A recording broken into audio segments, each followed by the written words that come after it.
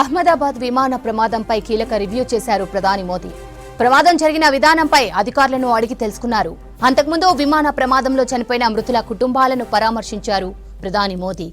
కష్టకాలంలో అండగా ఉంటామని భరోసానిచ్చారు. తర్వాత సివిల్ హాస్పిటల్లో చికిత్స పొందుతున్న బాధితుల్ని కలిశారు. నిన్న ఫ్లైట్లో ప్రయాణించి ప్రాణాలతో బయటపడ్డ రమేష్ ను పరామర్శించారు. ప్రమాదం నుంచి ఎలా బయటపడ్డాడో అడిగి తెలుసుకున్నారు. మెరుగైన వైద్యం అందించాలని అధికారులను ఆదేశించారు. ఆ తర్వాత ప్రధాని విమాన ప్రమాద స్థలాన్ని పరిశీలించారు. అక్కడి నుంచి నిన్నటి ఘటనలో కూలిన మెడికల్ కాలేజ్ బిల్డింగ్ ను విజిట్ చేశారు. ఫ్లైట్ క్రాష్ లో 265 మంది చనిపోయారు.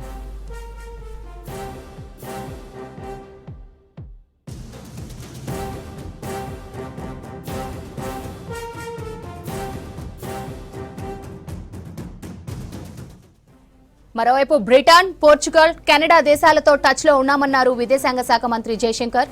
ప్రమాదంలో చనిపోయిన వారి వివరాలను వారికి అందజేస్తామన్నారు. నిన్న జరిగిన ఫ్లైట్ యాక్సిడెంట్ లో బ్రిటన్, పోర్చుగల్, కెనడాకు చెందిన ప్రయాణికులు చనిపోయారు.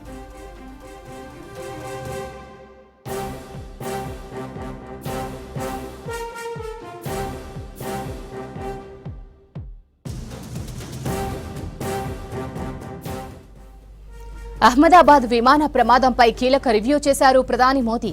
ప్రమాదం జరిగిన విధానంపై అధికారులను అడిగి తెలుసుకున్నారు.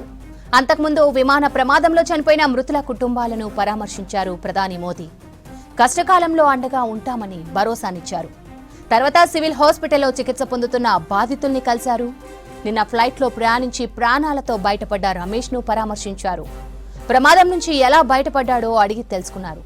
మెరుగైన వైద్యం అందించాలని అధికారులను ఆదేశించారు. ఆ తర్వాత ప్రధాని విమానం ప్రమాద స్థలాన్ని పరిశీలించారు. అక్కడి నుంచి నిన్నటి ఘటనలో కూలిన మెడికల్ కాలేజ్ బిల్డింగ్ ను విజిట్ చేశారు. ఫ్లైట్ క్రాష్ లో 265 మంది ప్రాణాలు కోల్పోయారు.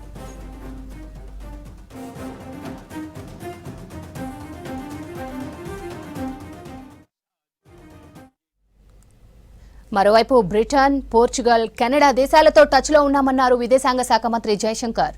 ప్రమాదంలో చనిపోయిన వారి వివరాలను వారికి అందజేస్తామన్నారు.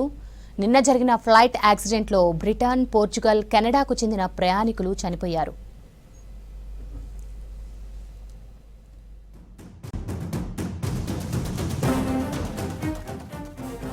అహ్మదాబాద్ విమాన ప్రమాదంపై కీలక రివ్యూ చేశారు ప్రధాని మోదీ.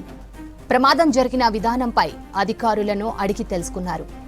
అంతకుముందు విమాన ప్రమాదంలో చనిపోయిన మృతుల కుటుంబాలను పరామర్శించారు ప్రధాని. కష్టకాలంలో అండగా ఉంటామని భరోసానిచ్చారు. తర్వాత సివిల్ హాస్పిటల్లో చికిత్స పొందుతున్న బాధితుల్ని కలిశారు. నిన్న ఫ్లైట్లో ప్రయాణించి ప్రాణాలతో బయటపడ్డ రమేష్ ను పరామర్శించారు. ప్రమాదం నుంచి ఎలా బయటపడ్డాడో అడిగి తెలుసుకున్నారు. మెరుగైన వైద్యం అందించాలని అధికారులను ఆదేశించారు. ఆ తర్వాత ప్రధాని విమానం ప్రమాద స్థలాన్ని పరిశీలించారు. అక్కడి నుంచి నిన్నటి ఘటనలో కూలిన మెడికల్ కాలేజ్ బిల్డింగ్ ను విజిట్ చేశారు.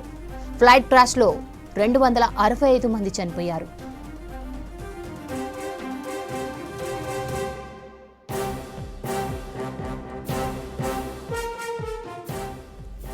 మరోవైపు బ్రిటన్, పోర్చుగల్, కెనడా దేశాలతో టచ్ లో ఉన్నామన్నారు విదేశాంగ శాఖ మంత్రి జయశంకర్. ప్రమాదంలో చనిపోయిన వారి వివరాలను వారికి అందజేస్తామన్నారు.